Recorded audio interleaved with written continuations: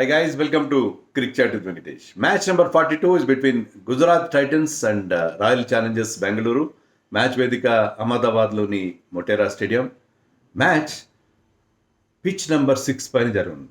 Pitch number 6తో ఆర్సీబీకి ఒక ప్రత్యేకమైన అనుబంధం ఉంది. ఎందుకంటే గత ఏడాది ఫైనల్ వాళ్ళు ఇదే పిచ్ మీద ఆడి పంజాబ్ మీద గెలిచి మొట్టమొదటి టైటిల్ 18 ఇయర్స్ నిరీక్షణ తర్వాత మొట్టమొదటి టైటిల్ గెలిచారు. అందుకే ఆ పాజిటివ్ వైబ్స్తో మళ్ళీ ఈ మ్యాచ్లోకి వాళ్ళు అడుగు పెట్టబోతున్నారు.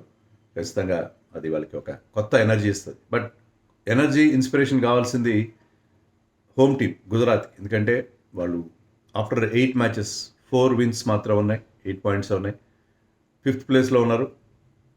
ఈ మ్యాచ్లో గెలిస్తేనే వాళ్ళు టాప్ 4తో పోటీ పడే అవకాశం ఉంటుంది. టాప్ 4 ఏమో చాలా మంచి స్పీడ్ మీద దూసుకెళ్తున్నారు. వాళ్ళతో పోటీ పడాలి, ప్లే ఆఫ్స్ ఆశలు సజీవంగా ఉంచుకోవాలంటే ఈ మ్యాచ్ గెలవాలి. పర్టికులర్లీ ఆర్సీబీ లాంటి ఒక ఫామ్ టీంను ఓడిస్తే వాళ్ళ కాన్ఫిడెన్స్ స్కై హై అయ్యే అవకాశం ఉంది. అందుకని ఈ మ్యాచ్ గెలవడం వాళ్ళకి చాలా చాలా ఇంపార్టెంట్. హోమ్లో అంత మంచి రికార్డ్ లేదు ఈ సీజన్లో. ఆడిన 3 మ్యాచ్లో 2 ఓడిపోయారు, 1 మాత్రం గెలిచారు. But they would like to win this match badly, ఎందుకంటే చాలా అవసరం వాళ్ళకి. ఇది రివర్స్ ఫిక్చర్ యాక్చువల్గా. ఈ 2 టీమ్స్ కొద్ది రోజుల క్రితం ఆడాయి. మ్యాచ్ నెంబర్ 34 అప్పుడు బెంగళూరులో జరిగిన మ్యాచ్ 205 చేశారు, మంచి స్కోర్ చేశారు. సాయి సుదర్శన్ సెంచరీ చేశాడు. గుజరాత్ టైటన్స్ 205 చేసినా కూడా దాన్ని ఈజీగానే కంఫర్టబుల్గానే చేస్ డౌన్ చేశారు ఆర్సీబీ. వాళ్ళు ఇప్పుడున్న ఫామ్లో 205 వాళ్ళకి పెద్ద కష్టం లేకుండా అనిపించింది. సో ఈసారి రివర్స్ ఫిక్చర్లో అయినా గెలిచి తమ ఆశలు సజీవంగా ఉంచుకోవడానికి గుజరాత్ ట్రై చేస్తారు. ఈ మ్యాచ్ గురించి మనం ఒక ప్రత్యేకమైన ఫీచర్ చెప్పుకోవాలంటే it is a battle between the power play bowlers. మనం ఎక్కువగా పవర్ ప్లే బ్యాటర్స్ గురించి మాట్లాడతాం. సూర్యవంశీ, జయసూర్య, లేకపోతే ట్రావిస్ షేక్, లేకపోతే సాల్ట్ కోహ్లీ, ఇలాంటి ఇక్కడ ఉన్న గుజరాత్ సుదర్శన్ అండ్ శుభ్మన్, ఇలాంటి జోడీల గురించి మాట్లాడతాం. కానీ ఇక్కడ పవర్ ప్లే బౌలర్ల జోడీల గురించి మాట్లాడాలి. సిరాజ్ అండ్ రబాడా ఒకవైపు, భువనేశ్వర్ అండ్ హ్యాజల్వుడ్ ఒకవైపు. వీళ్ళందరూ కొట్టేస్తున్నారు పవర్ ప్లేలో. ఈ టోర్నమెంట్ అంతా కూడా బ్యాటర్ డామినేటెడ్గా ఉంది. అయినా సరే ఈ 2 sets ఆఫ్ బౌలర్స్, ఈ ఫాస్ట్ బౌలర్ జోడీ Rabada Siraj, Hazlewood Bhuvi, they are doing extremely good job. Power ప్లేలో పర్టికులర్గా వికెట్లు ఇస్తున్నారు. పవర్ ప్లేలో మొత్తం వీళ్ళే బౌలింగ్ వేస్తున్నారు మోస్ట్ ఆఫ్ ది టైం. మీరు చూడండి, హ్యాజల్వుడ్ సిరాజ్, హ్యాజల్వుడ్ భువనేశ్వర్ 3 ఓవర్లు వేస్తున్నారు. పవర్ ప్లే మొత్తం వాళ్ళిద్దరే వేస్తున్నారు. అండ్ సిరాజ్ అండ్ రబాడా 3 ఓవర్లు వేస్తున్నారు. లాస్ట్ మ్యాచ్లో ఎలా అంటే డీసీ మీద ఆర్సీబీ ఆడినప్పుడు పవర్ ప్లేలో 6 వికెట్లు తీసేశారు ఇద్దరు కలిసి. సో వాళ్ళిద్దరికీ మొత్తం కోటా కంప్లీట్ చేసి ఉండాల్సిందని చెప్పి చాలా క్రిటిసిజం కూడా వచ్చింది. అయితే ఇంకా తొందరగా మ్యాచ్ అయిపోయింది. పవర్ ప్లే తర్వాత వాళ్ళు రీప్లేస్ చేశారు. వాళ్ళు టోటల్గా వాళ్ళని బౌల్అవుట్ చేసి ఉండాల్సింది. 4 ఓవర్ సైడ్ చేసి అంత బాగా బౌలింగ్ చేస్తున్నారు. 17 వికెట్లు తీశారు పవర్ ప్లేలో ఆర్సీబీ బౌలర్స్, 17 వికెట్స్. వీళ్ళేం తక్కువ తీయలేదు. గుజరాత్ బౌలర్స్ 13 వికెట్స్ తీశారు. దాంట్లో రబాడా ఒక్కడే 9 వికెట్స్ తీశాడు. రబాడా స్టార్ట్లో కొద్దిగా స్లోగా స్టార్ట్ అయ్యి బ్రహ్మాండంగా పికప్ అయ్యాడు. హార్డ్ లెంత్ యూజ్ చేస్తున్నాడు. మంచి పేస్, 150 km/h బౌలింగ్ చేస్తున్నాడు. Siraj has been exceptional. Siraj 4 వికెట్లు తీశాడు పవర్ ప్లేలో. బట్ ఓవరాల్గా అతని ఎకానమీ అండర్ 8 ఉంది. చాలా ఇంప్రెసివ్గా పవర్ ప్లేలో is asking lot of questions. Swinging the ball, wobble swing use చేస్తాడు.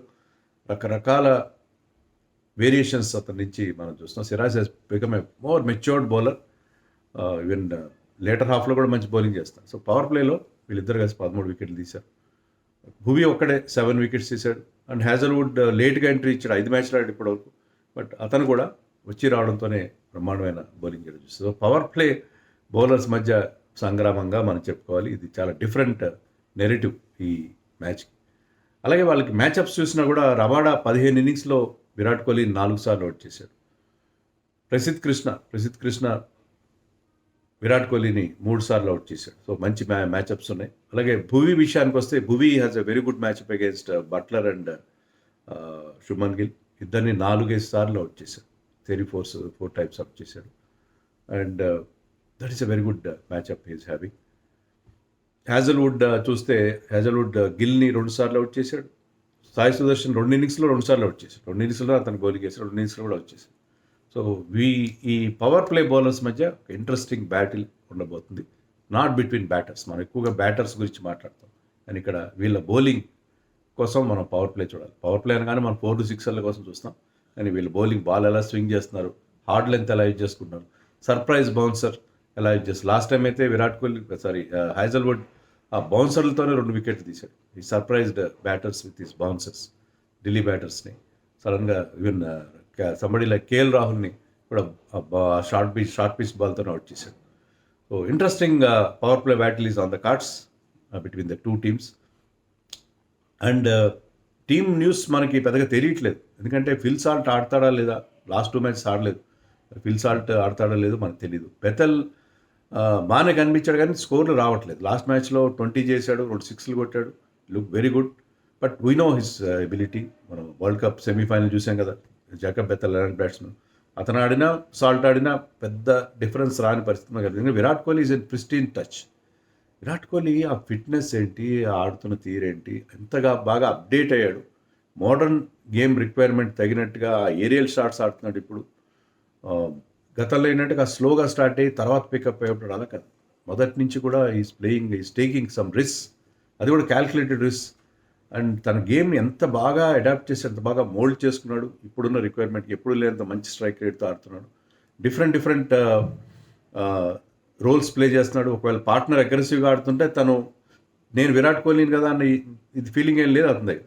So is ready to play the second fiddle. అతనికి స్ట్రైక్ ఎక్కువగా వేస్తున్నాడు. లేదు పార్ట్నర్ కాస్త స్లో అవుతున్నాడంటే he's going in to that beast mode. So Virat Kohli is the glue for this team. And Devdutt Padikkal is in pristine form. అతను కూడా అతని ఫ్లిక్ షాట్స్, ఆ పికప్ షాట్స్ అద్భుతంగా ఉన్నాయి. సో ఎప్పుడు లేనంత మంచి స్ట్రైక్ రేట్తో against both spin and pace ఆడుతున్నాడు అతను. అలాగే captain Rajat Patidar ultra aggressive మోడ్లో ఆడుతున్నాడు. టిమ్ డేవిడ్ ఫినిషింగ్ చేస్తున్నాడు. ఒకటే ఏంటంటే Jitesh Sharma yet to come to the party. Last time ఎంత మంచి knock out against LSG hopeless సిచ్యుయేషన్లో గెలిపించాడు. అలాగే జితేష్ ఫైనల్ కూడా మంచి లిటిల్ క్యామియో ఆడాడు. కానీ ఈ సీజన్లో ఎందుకో కీపింగ్ బాగా చేస్తున్నాడు, కానీ బ్యాటింగ్లో అతని నుంచి ఆశించిన స్థాయి పర్ఫార్మెన్స్ రాలేదు. రొమారే షెపర్డ్ బౌలింగ్లో ఈజ్ గోయింగ్ ఫర్ రన్స్, బ్యాటింగ్లో పెద్ద ఆపర్చునిటీ రావట్లేదు. కానీ ఈజ్ లైక్ ఎన్ ఇన్సూరెన్స్. ఏంటంటే లాస్ట్లో వచ్చి can clear the boundary at the will, ఈజీగా 6లు కొట్టగల ఎబిలిటీ ఉంది. అందుకని అతని టీంలో పెట్టుకుంటున్నారు. వెంకటేష్ అయ్యర్ ఆప్షన్ ఉన్నా, వేరే ఆప్షన్స్ ఉన్నా కూడా పక్కన పెట్టి, ఎందుకంటే అతనికి ఉన్న ఎబిలిటీ ఒక టఫ్ సిచ్యుయేషన్లో 6లు కొట్టగలడు. ఈవెన్ గుజరాత్ కూడా అదే చేస్తున్నారు. రాహుల్ తెవాతియా 7 మ్యాచ్లు ఆడాడు, దాంట్లో 4 నాట్అవుట్స్ ఉన్నాయి. పెద్దగా బ్యాటింగ్ రాదు, 42 బాల్స్ మాత్రం ఫేస్ చేశాడు 7 మ్యాచ్లు. 12-13 అతను హైయెస్ట్ స్కోర్. స్ట్రైక్ రేట్ గొప్పగా లేదు, కానీ అతని ability to hit those sixes, అనుకున్నది తడవుగా 6లు కొట్టగల ఎబిలిటీ ఉంది కాబట్టి అతన్ని గుజరాత్ కూడా ఆడిస్తున్నారు. సో ఈ ఇద్దరు ఆ insurance kind of a players వాళ్ళు నుంచి మీకు ఏమైనా బెనిఫిట్ వచ్చినా రాకపోయినా ప్రీమియం కడుతూనే ఉంటాం కదా కొన్నిసార్లు, బెనిఫిట్ తీసుకోకపోయినా లేకపోయినా. అలాగే వాళ్ళని టీంలో అలా కంటిన్యూ చేస్తున్నారు. సో ఆర్సీబీలో అలాంటి మార్పులు ఉండే పరిస్థితి లేదు. Rasikh Salam is also doing well, third సీమర్గా. అండ్ కృణాల్ పాండ్యా బ్యాటింగ్లో కూడా అగేన్స్ట్ దిస్ గుజరాత్ టీమే బ్యాటింగ్లో కూడా ఒక మంచి క్యామియో ఆడాడు. సో ఆల్రౌండ్ ఎబిలిటీ ప్రూవ్ చేస్తున్నాడు. బౌలింగ్ బ్రహ్మాండంగా చేస్తున్నాడు, 9 వికెట్లన్నీ తీశాడు. అతని క్విక్ బౌన్సర్స్ కానీ, అతని లో ట్రాజెక్టరీ బాల్స్ కానీ, సో ఆ వేరియేషన్స్ చాలా బాగా.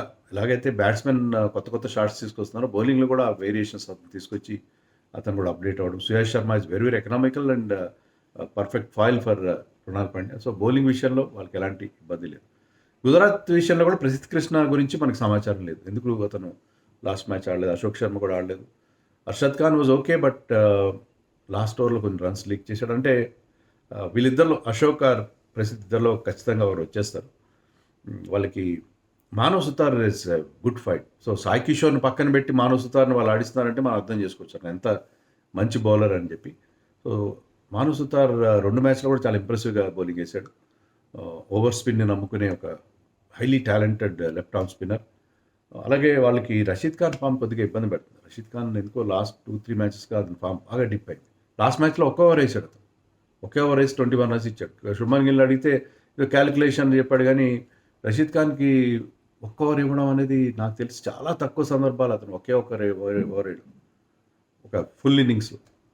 సో రషీద్ ఖాన్ బౌలింగ్ విషయంలో కొత్త question mark. But Jason holder రావడంతో ఏంటంటే వాళ్ళకి ఎక్స్ట్రా బౌలర్, ఒక మంచి బౌలర్ జేసన్ హోల్డర్ బ్యాటింగ్లో బౌలింగ్ కూడా వాళ్ళని ఆదుకుంటున్నాడు. వాళ్ళకి అదే ప్రాబ్లం, గుజరాత్ టైటన్స్కి ఇప్పటికీ అదే ప్రాబ్లం ఏంటంటే టాప్ 3 బ్రహ్మాండంగా ఆడుతున్నారు.